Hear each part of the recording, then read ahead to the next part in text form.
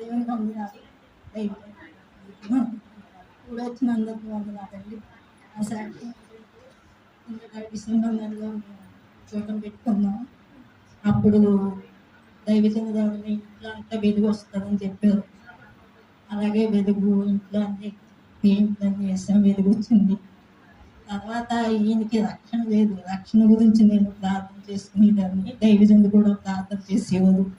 అలాగే ప్రార్థన చేస్తుండగా పనులు అయిపోయిన తర్వాత ఆరాధనలోనే దైవజనులు వాళ్ళు చెప్పారు, నువ్వు మీ భర్త గురించి రక్షణ గురించి నువ్వు ప్రార్థన చేస్తున్నావు, అది దేవుడు విన్నాడు, త్వరలోనే జరుగుతుందని, నీ కన్నీరు తుడుస్తాదని దైవజనులు చెప్పారు.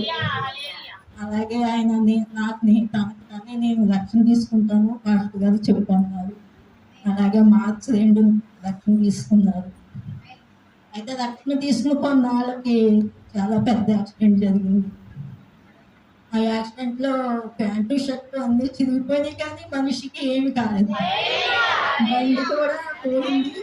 అది అలాగే దేవుడు కాపాడాడు. తర్వాత ఉద్యోగ విషయంలో కూడా జూన్ నెలలో చిన్న సమస్య వచ్చింది. ఆ సమస్య నువ్వు అభిషేక ప్రార్థనలో చెప్పాను, నువ్వు రాత్రులు అది నువ్వు ఆలోచిస్తున్నావు, అది నీ పని నీకు జరుగుతుంది, నువ్వు భయపడద్దని దైవజనుల అభిషేక ప్రార్థనలో చెప్పారు. అది కూడా ఆ రోజుల్లో జరిగిపోయింది.